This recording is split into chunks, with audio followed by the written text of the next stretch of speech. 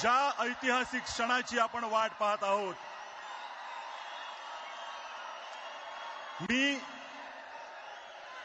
त्या दोन्ही नेत्यांना विनंती करतो, त्यांनी ह्या मंचावर यावं आणि मराठीचा आवाज किती बुलंद आहे ते दाखवून द्यावं.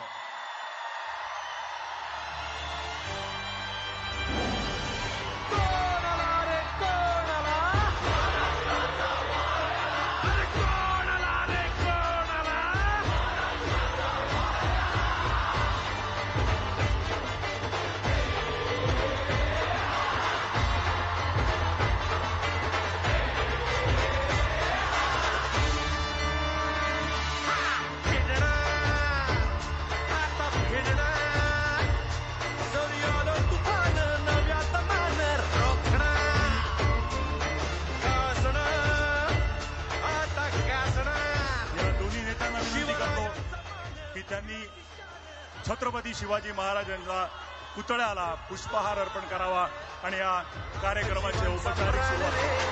जय भवानी, जय शिवाजी, जय घोष हाताला आला तर काय घोडत वाघरे, अक्षित भक्ती मनात आगरे, हो एकच साहेब साहेब आपले ठाकरे ठाकरे ठाकरे. आला तर काय घोडत वाघरे,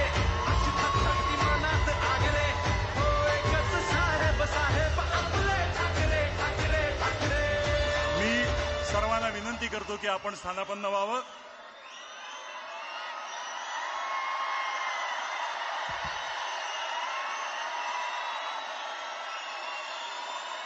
गेल्या काही वर्षात जरा थोडंसं माझं ऐकून घ्या.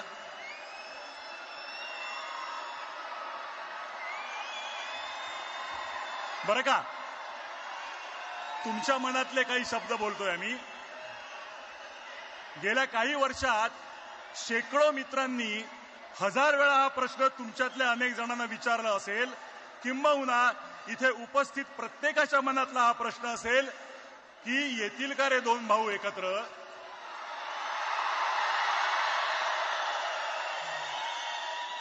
कोणी दोघांशी बोलून होईल का हो काही, पण असं दुसऱ्या तिसऱ्याने बोलून ऐकणार असतील तर ते ठाकरे कसले. त्यांना स्वतःला पटलं तरच ते ती गोष्ट करणार, आणि त्यांना पटणारं एका मंचावर आणणारं एक निमित्त घडलं. मराठी भाषेवर अन्याय करण्याचा प्रयत्न झाला आणि हे दोन वाघ चवताळून उठले.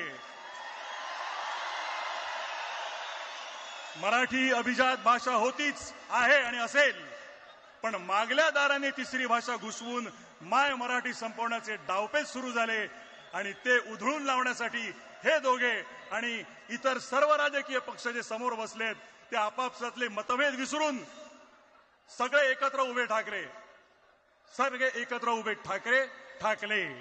फक्त राजकीय पक्ष नव्हे तर अनेक सामाजिक संघटना, साहित्यिक, कलावंत, पत्रकार, शेतकरी, कामगार आणि मराठी माणूस एक झाला.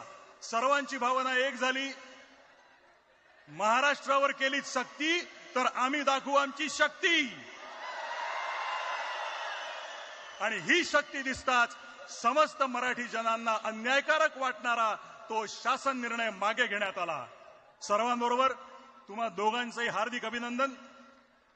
मी आता माननीय राजसाहेब, आपण बऱ्याच वेळा हे बोलला आहात की भाषा मारली की संस्कृती संपवता येते, स्वातंत्र्य संपवता येतं. आपली मराठी संस्कृती जपण्यासाठी ती जाणून घेणं गरजेचं आहे. वाचन संस्कृती वाढणं, उत्तम संगीत, नाटक, चित्रपट होणं, मराठी ही व्यवहाराची आणि रोजच्या जगण्याची भाषा होणं असं तुम्ही मानता. परवाच तुम्ही बोलताना म्हणालात की बाकी काहीही चालेल पण मराठीच्या बाबतीत तडजोड नाही. आज ह्या दिवशी तुम्हाला भाषा, मराठी माणूस, महाराष्ट्र याबद्दल काय बोलावं असं वाटतं ते ऐकण्यासाठी आम्ही उत्सुक आहोत. मी विनंती करतो माननीय श्री राजसाहेब ठाकरे यांना की त्यांनी आपलं मनोगत व्यक्त करावं.